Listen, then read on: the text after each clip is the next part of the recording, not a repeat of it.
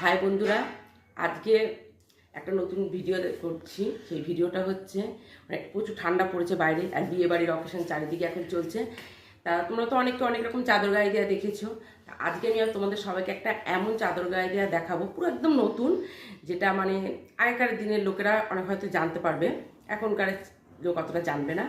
তাই এই চাদরটা গায়ে দিলে তোমার বিয়ে বাড়িতে যাও, যেখানে যাও, কানে গলায় মানে মাথায় কোনো জায়গায় ঠান্ডার কোনো ইয়ে থাকবে না। সেই জন্য আমি শালটা নিয়ে নিয়েছি। আর বাবু হয়তো আমার ছেলেকে দিয়ে রেখে দিচ্ছি। তোমরা একটু ভালো করে দেখবে, দেখলে পরে কী হবে, চাদরটা গায়ে দিয়ে তোমরা খুব তাড়াতাড়ি শিখে যাবে। আমাদের যখন ছোটোবেলায় চাদর গায়ে দিতে ইচ্ছা করতো, আমার দিদা আমার মাকে বললে আমার মারা আমাদেরকে ঠিক এইরকমভাবে চাদরটা গায়ে দিয়ে দিত, যার জন্যে কি আমাদের ঠান্ডা লাগার কোনো ব্যাপারই ছিল না। তাহলে দেখো বন্ধুরা,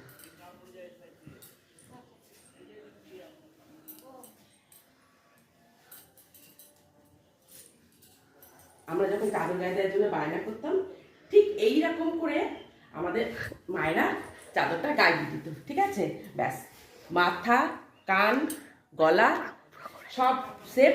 আর এই যে একদম ভালো করে এখানটা গিটে দেবে, দরকার লাগলে দুটোও দিতে পারো, কোনো অসুবিধা নেই।